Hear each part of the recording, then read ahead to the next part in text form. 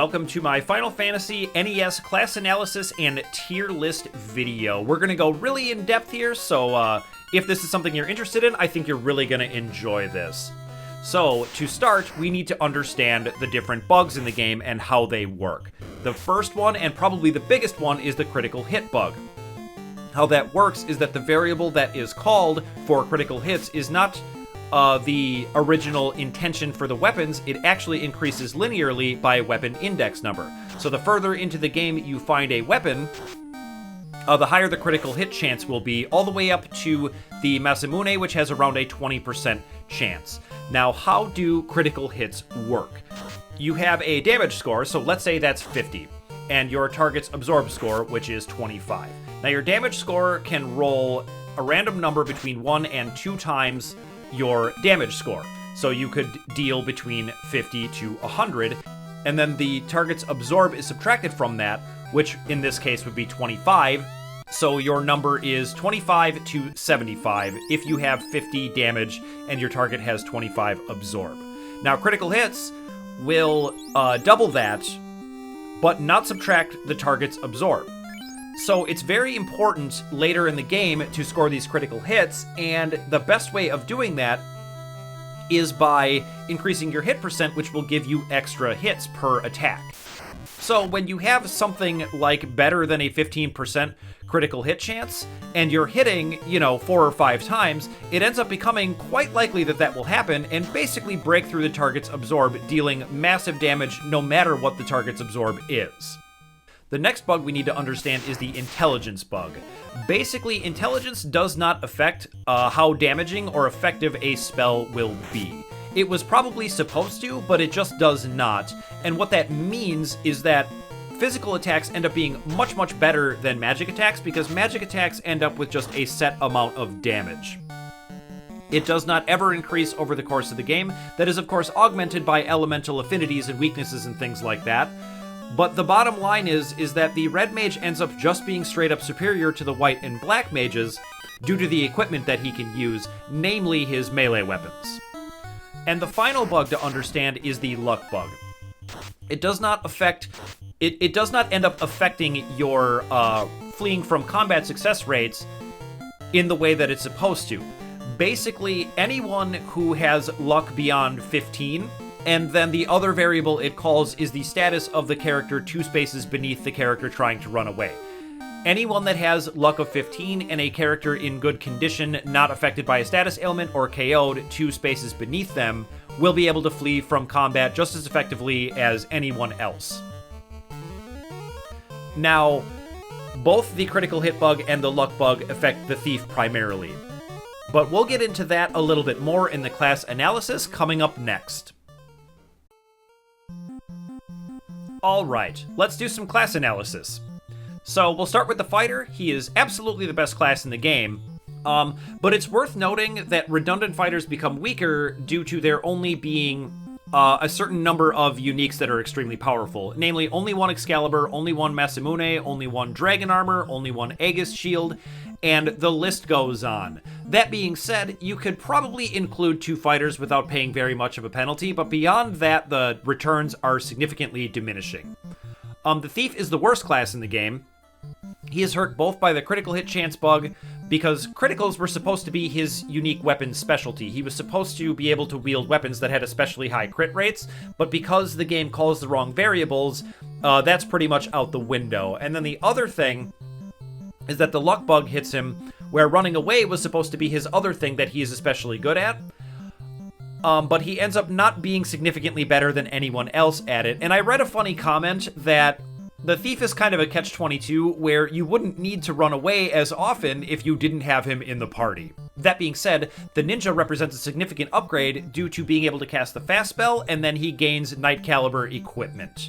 Not at their highest levels, but he does become hugely, hugely better. Let's talk about the Black Belt. He's an excellent class, he does very good damage with no equipment, and he is especially helpful as a mule, where he frequently does not have his inventory full, so he can help you out when it comes to being able to open treasure boxes without dropping anything. He also can hold on to spellcasting equipment, giving him more options in combat. And he is just overall very, very good. The Red Mage is also an excellent class. He can use very good equipment, namely melee weapons, and he can cast fast. I think the most important thing to know about the Red Mage is what spells he can't cast. Now, for Black Magic, he can't cast a total of 10 spells. At level 6, he can't cast Quake, Rub, and Stun. At level 7, he can't cast Blind, Break, or Saber. And at level 8, he can't cast anything. He can't cast Nuke, Quad X, Zap, or Stop. Now, none of those actually matter other than Nuke, but the rest of them are just not good. Saber doesn't even work. A few of them are power word spells, but most of them you're never going to miss. The only one you might miss a little bit is Nuke, but once again, your physical attacks are just going to be better than Nuke anyway. Moving on to what he can't cast for White Magic, he cannot cast any of the harm spells, so level 1 harm is out the window. At White level 3, he can't cast harm 2, and he can't cast any of the heal spells as well. So heal level 1 is gone. At level 4, he can't cast Fear.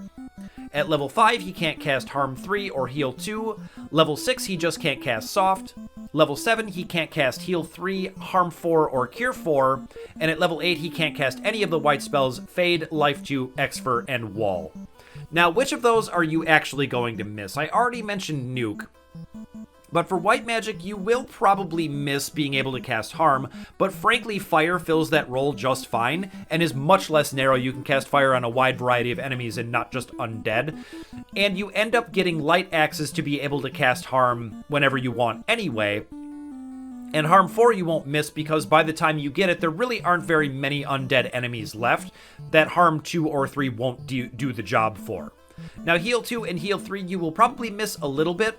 Honestly, the Heal Helmet and Heal Staff are a little bit wimpy. They only cast Heal 1, and you get a pretty paltry number of hit points for that. And Heal 2 is bugged so that it does as much healing as Heal 3, so it's actually a very powerful spell. Cure 4 is the best healing spell in the game. It not only gives you a full heal, but it cures all status ailments as well. So that one is definitely missable, where you might wish you had it at certain points. But honestly, you'll probably be pretty fine without it. Cure 3 does a pretty fine job as a single target healing spell. Fade is the ultimate white magic damaging spell. It is actually the spell Holy, of course. So you might miss that one, but your Black Magic is going to fill that gap along with your melee attacks with your Red Wiz, so you're really not going to miss that one too much. Life 2 is very, very good, but it doesn't work in combat, so because you can learn Life, really all Life 2 does is save you on using some heal potions, but that's not that big of a deal. So at the end of the day, looking at this uncastable spell list, it's really not that bad. You get all of the highlights, all of the things you mostly want, and Fast is of course the best spell in the game because it augments your sword or your sword wielders or your black belt / master, and they're going to do the best damage no matter what. Spells won't ever really come close. Let's move on to the White Mage. He's a good class. Healing spells are very useful, but once again, the damage spells are going to lag behind physical attacks, and he has very bad stats, like very bad stat growth. He can end up using the Opal Bracelet, but at the end of the day, the only thing you're really going to miss using with him are some of his unique stuff, so things like the White Robe, the Thor Hammer, stuff like that, but other people can hold those things and use them just as effectively as he could, without really sacrificing the level of Absorb. That being said, he does make the early game much, much easier just being able to cast group heals and buffs and things like that. But once you find the ribbons, you really don't need the buff magic anymore.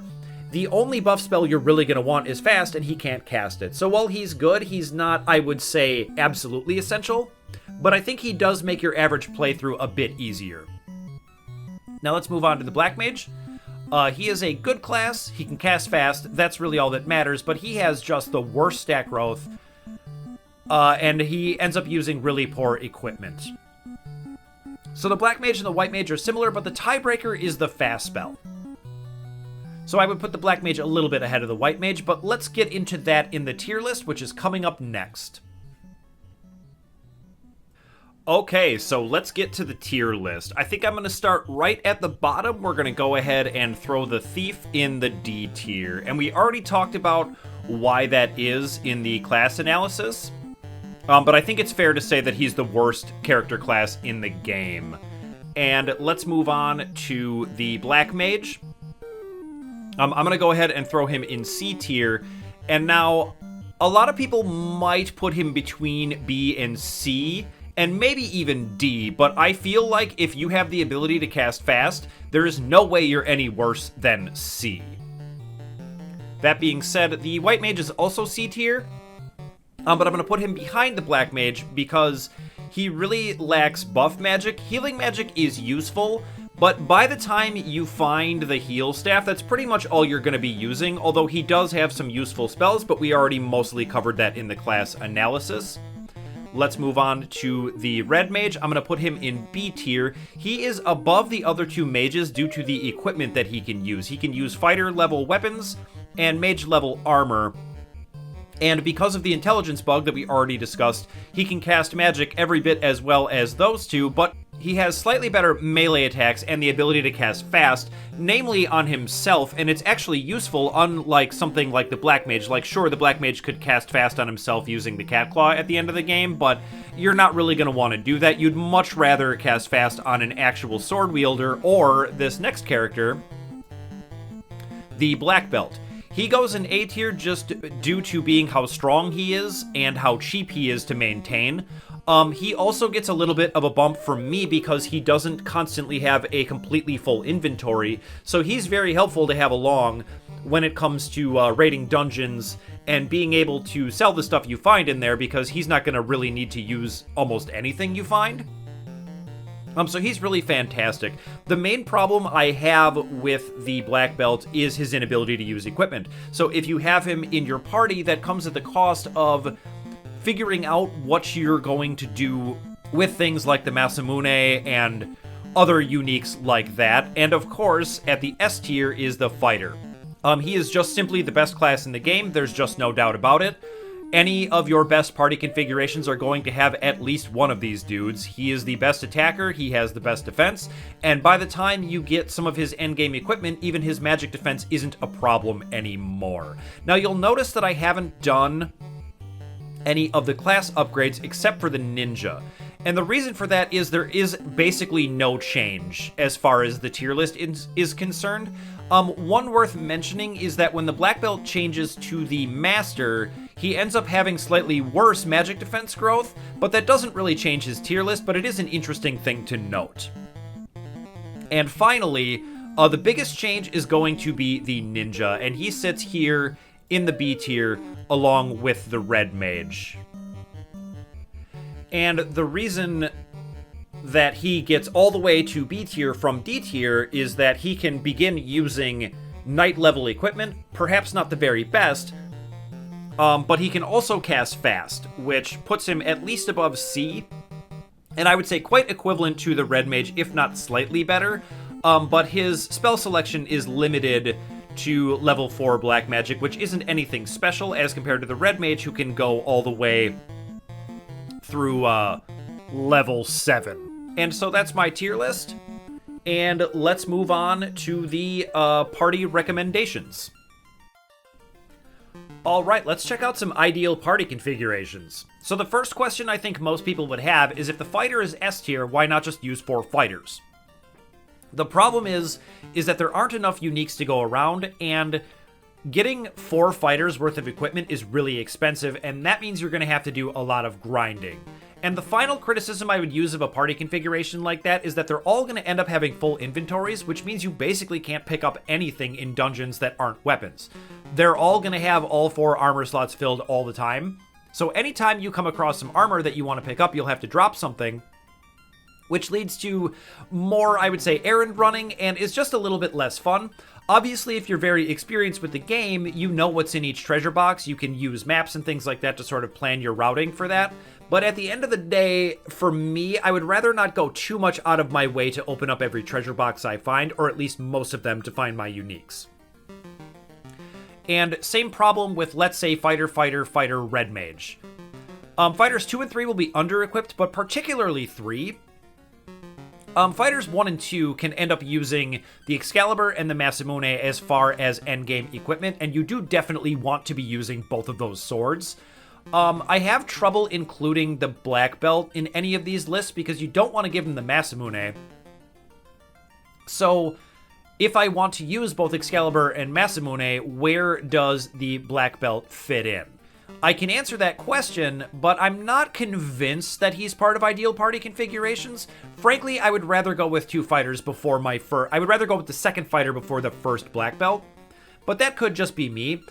The thing about it is that there isn't an absolute right answer here. I think you can kind of do whatever you want. The only locks that I would say are 1 fighter in the first slot, and then some kind of mage that can cast fast.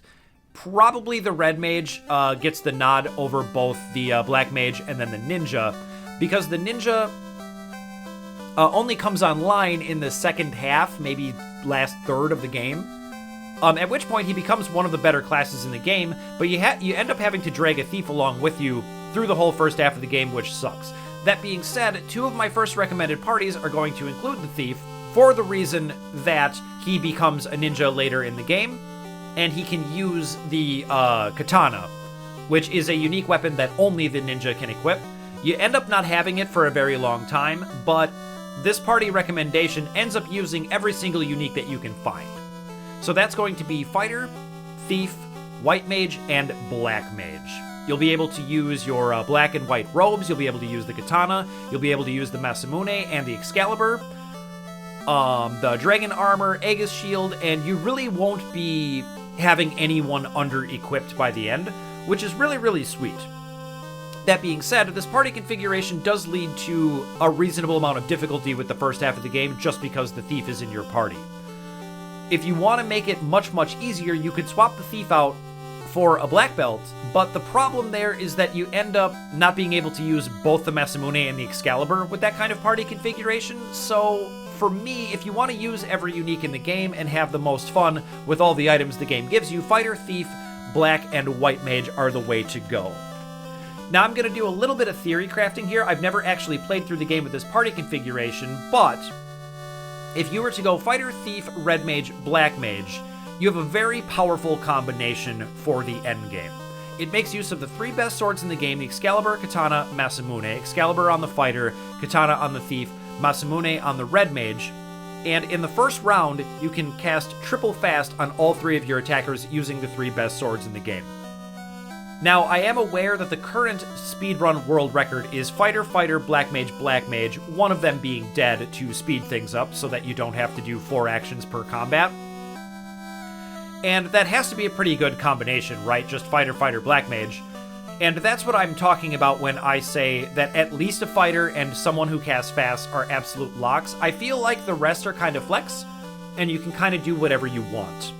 I definitely hear Fighter, Fighter, Red, Red bandied about a lot, but I do think that that has the problem of requiring a ton of grinding in the early game if you want to be properly equipped and fill out some spellbooks for 2 red mages. If you wanted to be super ideal, you would end up having to buy 4 silver swords when you hit Elfland. Obviously, no one is going to do that. I would never grind that long. You would just be completely insanely overpowered for the rest of the game. But I think that that gives you an idea of just how expensive equipping a party like that could become. So, while that is definitely a popular opinion as the most powerful configuration, I don't think that there are any actual configurations that have 0 drawbacks. There's always going to be that trade-off between expensive, meaning having to grind, and inexpensive, meaning you're going to be using some slightly underpowered characters until they go through the class change, such as the Thief. And so, just to wrap things up, if you like the video, please leave me a like, consider subscribing, and leave me a comment. What party configuration is your favorite? What's your go-to? And what do you consider to be the best? I personally don't think that there is an absolute right answer, but I do think that it's very interesting that in this first iteration of this game, the choices you're faced with when building a party are actually pretty interesting, and it's actually pretty well balanced, where you couldn't reasonably just use 4 S-tier characters and expect it to be perfectly smooth sailing. you would be actually missing out on some amount of synergy if you were to do that. So let me know what you think. I would love to hear it. I'd love to debate. I think it'll be a great time. And I just want to say thank you so much for watching, and I'll see you in the next video.